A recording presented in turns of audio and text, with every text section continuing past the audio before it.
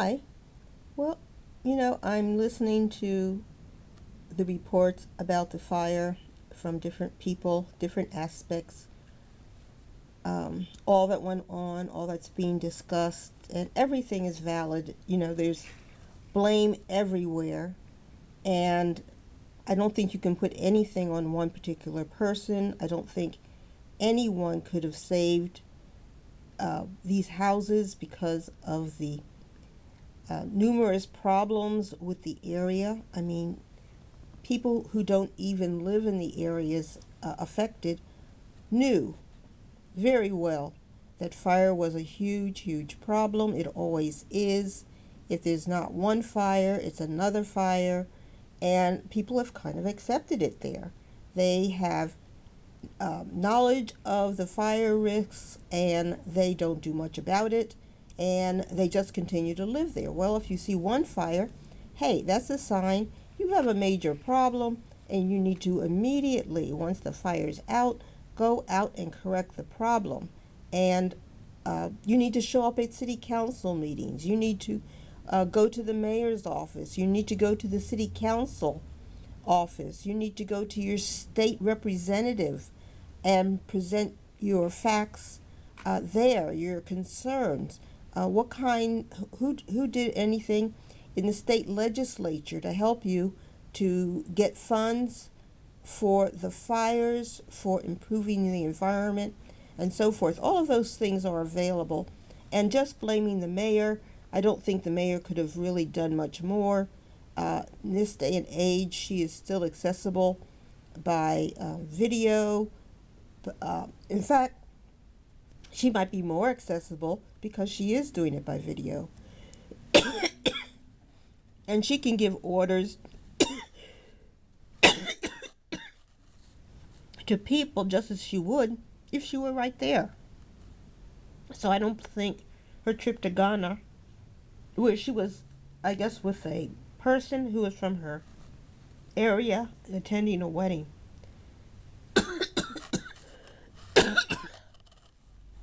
Yes, I'm not in the area, but I suffer from the lung effects of all of the junk that's being burned.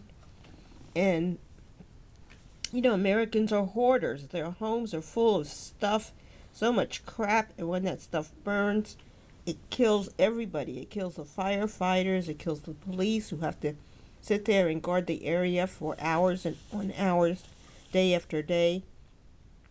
And you might think just because the fire's out, the fumes are gone, but no, all of that stuff, all the cars coming by are swooshing ashes into the air, digging up ashes from the dirt into the air, and it's being breathed by the people who are doing effort. So everybody is hurting everybody down there, and there's not one person to blame.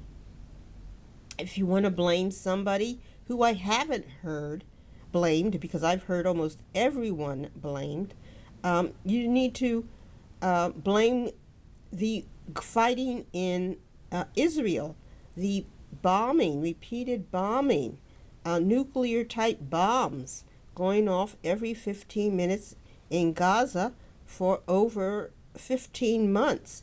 And they were doing such frequent bombing, all of that debris going into the air. And when you hit with high level bombs on buildings and such an area every 15 minutes, that heat causes evaporation of water, like from the Mediterranean Sea, and the water that's already in the air becomes dissociated, and it does not stay as available water in the air. It becomes lost and it goes into molecular components. So continued bombing has definitely caused global warming, caused global air dryness, and has caused a problem that no one wants to address because it is so political. But we need to address all of the factors that have contributed to this situation in the Los Angeles area. So the wars, not only in Gaza, but they have been the most extreme, and by having such big bombs going off at such a frequent level for so long, and nobody's saying anything. In fact, the United States giving money for them to continue to bomb has caused a great preparation for a fire like this. You put that much dryness and wind, and you are going to get big, big fires. These have been predicted, and I even predicted it shortly after I saw how frequently Israel started bombing Gaza with those huge bombs. I said, we are losing water. We're losing water in our uh, seas, oceans, and also in general in the air. And that air circulates around the world. And when it hits in mass over some location, as it must have done at this time when the Los Angeles fires started, you have a spectacular setup for a fire.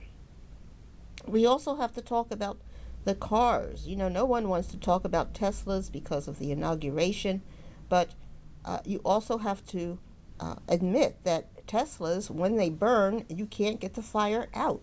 It takes an enormous amount of fire, and it takes an enormous amount of time for firemen to get a Tesla fire out. We've seen pictures of this on news media from a long time ago, and the firemen have to stay there dousing and dousing and dousing Teslas because they catch on fire, and then the fire goes out, and then it restarts all those batteries. And this area has a lot of Teslas. So all of those Tesla fires, which may have started a fire in some places once a spark gets on the roof, and the roof goes into a garage, and the garage gets on fire, well, you have one of those big Tesla fires to deal with. And we don't even know about power walls. How many power walls were also making the fire harder to get out? Power walls are storage of electricity using, again, the batteries, and those would be just as hard to get out as would a Tesla car fire. So Tesla has a lot to do also with perhaps starting some of the fires and keeping the fires going and keeping the firefighters unable to move on to the next house because they keep putting out the fire at the house that they're at because of Teslas. And how many Teslas, I'd like to count, are in the Los Angeles area that was affected.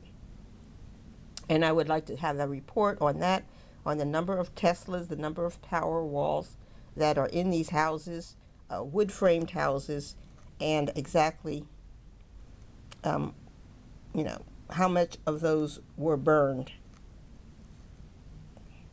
I was watching Nancy Grace, and she's talking about. Let me put that people there. coming together, willing to shelter. Hold it. Let me put this down. What you need, there's a lot of that, but there's the nefarious. And she's talking about looting. Well, the problem with her discussion on looting is it really doesn't matter. If your house is going to burn, looters probably have a couple of minutes in your house, and they're not going to take everything. And naturally, people are thinking they're coming back. But in hindsight, if everything burned, well, the looters really weren't a big problem because they are facing the flames, they are facing the heat, they are facing the dangers, and although they may have hoods, masks, and so forth, they have no special ability to fight fire. So they're going to be trying to escape the fire just as the residents of the house. But it would have prevented people from leaving sooner because they might have been just afraid of looters. This activity too. There's the guys riding up the scooters on our streets. One of my neighbors had a man confront him who had a gun in his waistband. Okay, so we got a gun here. Now people are carrying guns. Trying to take advantage. Allison, I can hardly take in what you're saying. Dr. Bethany, who Joining us, by the way, Chief, from LA, Dr. Bethany, the trauma of seeing a fire is bad enough. I can still remember every time I went through an arson scene. I'll never forget it. Everything, nothing left, and people dead. But And Dr. most of those Bethany, people the died from added smoke insult inhalation, of but this looters fire was so showing fast, up, a looking lot at of them fire victims with guns in their hands. got burned I and don't burned to understand the death. mindset, Dr. Bethany. Hi, Oops, I'm I'm going to Fred. have to stop And I'm that. Jonathan.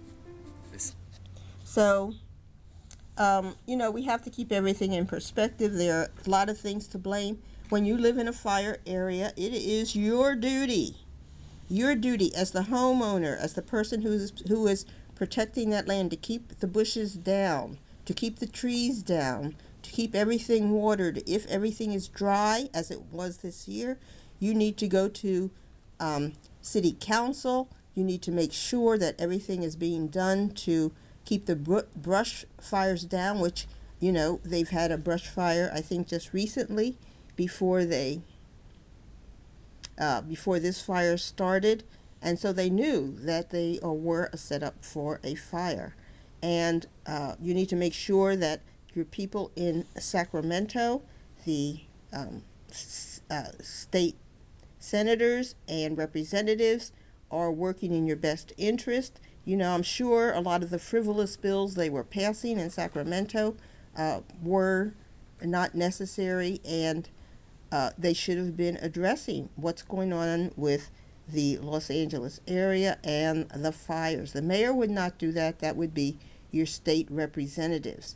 And then, of course, the firemen were asking for more money, and that should be supported by the residents who are definitely the ones who are affected by the fire area. So, did you do that? If you haven't gone to the city hall, city council meetings, and talked to your council members about the need for support to keep the fires out, well, then you're part of the problem. And, I'm just pointing out all the blame. There's blame everywhere. No one here is innocent. No one can say we didn't know. If you have elderly people in your home, as so many people do, and you know that there is a fire anywhere, you need to start making preparations to get that person to some sort of housing outside of the area. Now, of course, you don't know where the area is going to be, so you might plan for them to be in a senior home down the street, but then, of course, everything was engulfed, and that sort of question may not be very helpful. But you don't need them in bed. When the firemen come to some of these houses, they find the old people, the disabled people, in their beds still. And so instead of just rushing into one house and saying, get out, get out, get out, and, trying to go to the next house, then they have to start carrying people out. They have to start carrying people downstairs. They have to find transportation. This is not what the firemen need to be bothered with when they get to a house. They need to have it all ready so that if the only thing they need is transportation, they might be able to get transportation in quicker. But if they have to go in and actually start getting people out of locked rooms, they have to get people out of their beds and they're disabled,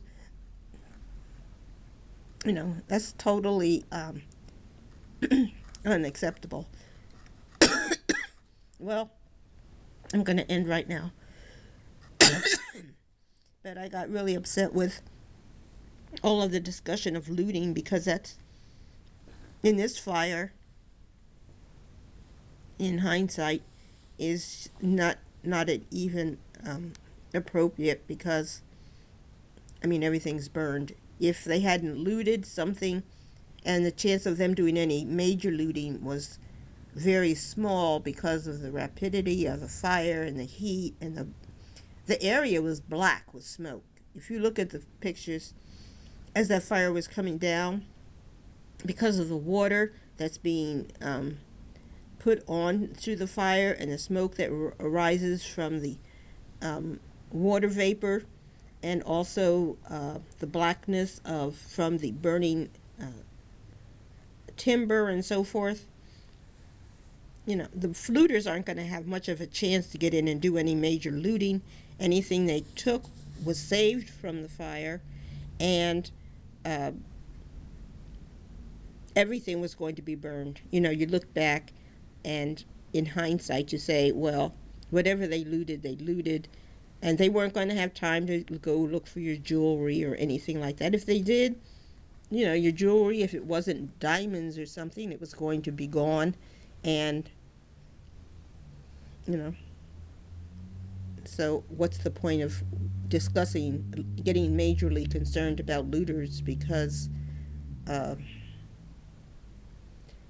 everything was going to burn anyway. So, anyway, like and subscribe. Bye.